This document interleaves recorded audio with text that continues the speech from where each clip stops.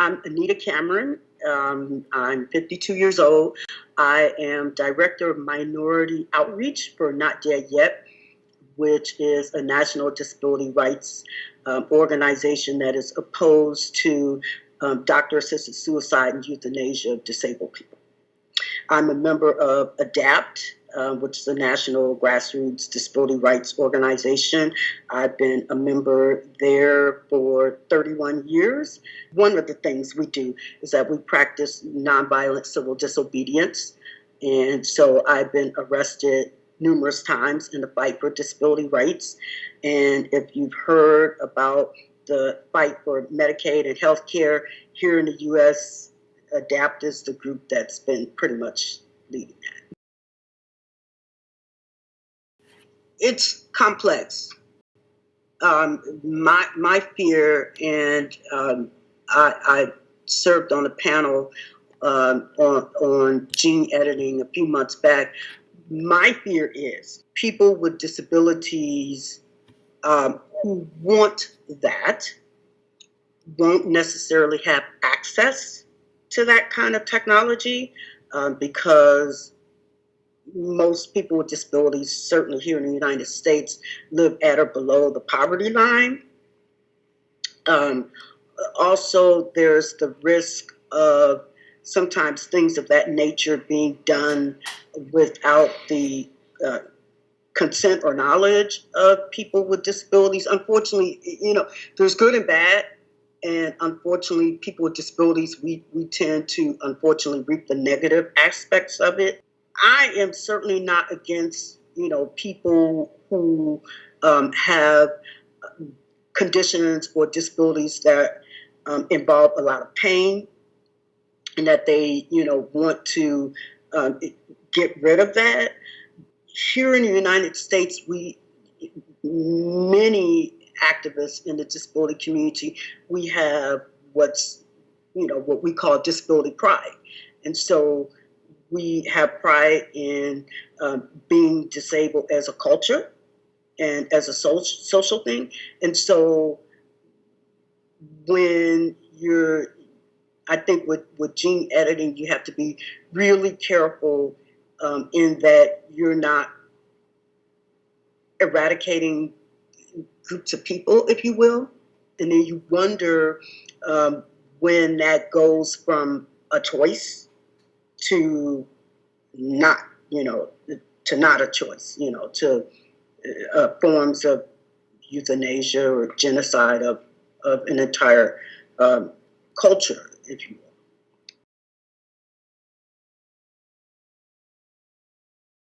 That, to me, that brings up the specter of designer babies, if you will. When you're talking about that, then you're taking away from the world the gifts, the contributions, and the very culture of groups of, like, for instance, the deaf community, deaf, hard of hearing, and all. They have a specific culture, and to eradicate that, I have serious problems with that. My wife is deaf, and she's proud to be deaf, and she doesn't mind being deaf.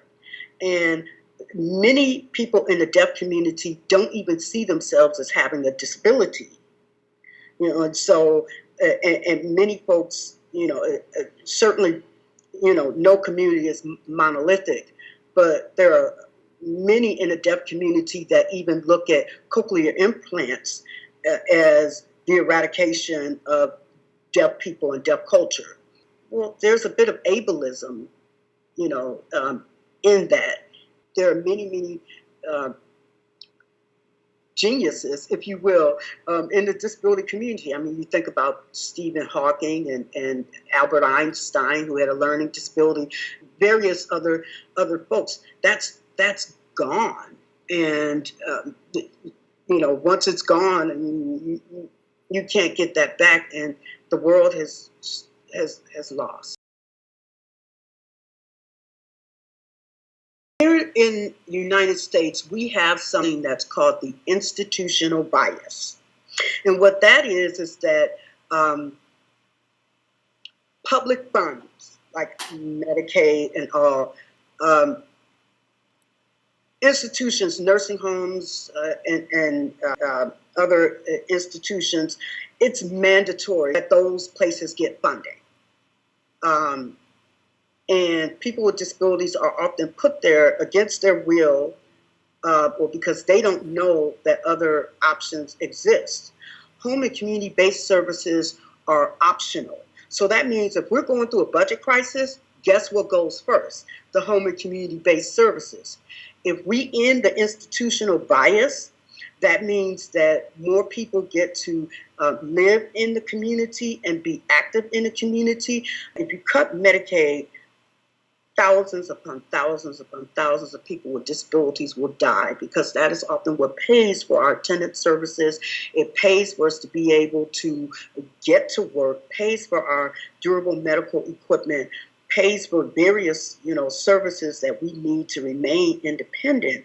And so I encourage and urge people to look at that. But we often say here, you can't legislate people's feelings, if you will.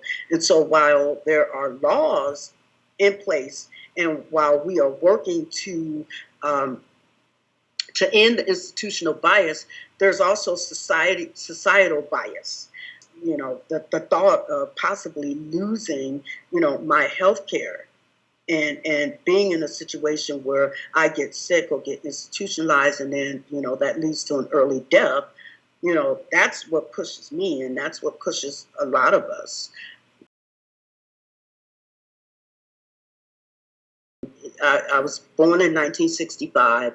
My parents really didn't accept that I had a disability. In fact, I was born with multiple disabilities.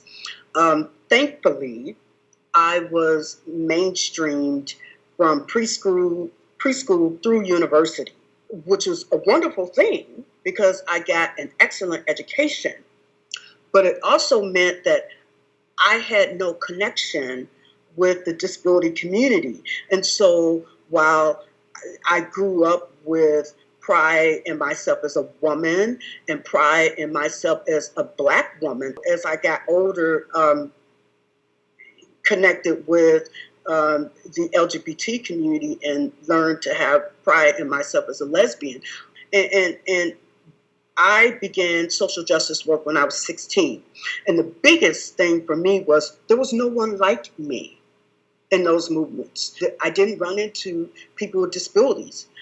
When I learned about ADAPT, I felt as if I were home. I learned pretty quickly that, disability is a beautiful thing, that I would much rather be alive and live on as a person with a disability, help write legislation. I got invited to the White House twice. I met 3 sitting United States presidents. It's so many really amazing, wonderful things that I got to do as someone with a disability that I probably would not have been able to do had I not found ADAPT. Here in the United States, it's been a fight to be at the table, so to speak, to influence policy.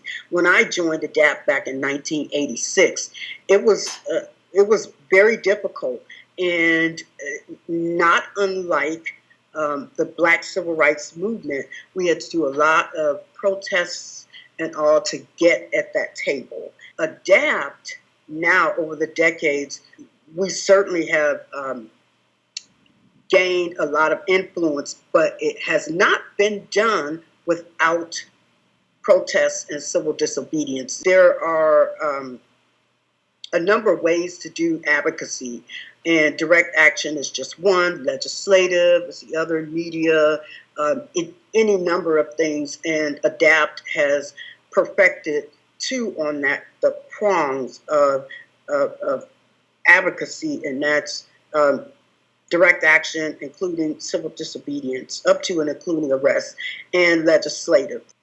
People with disabilities are around the world are beginning to rise up and to become even more uh, active.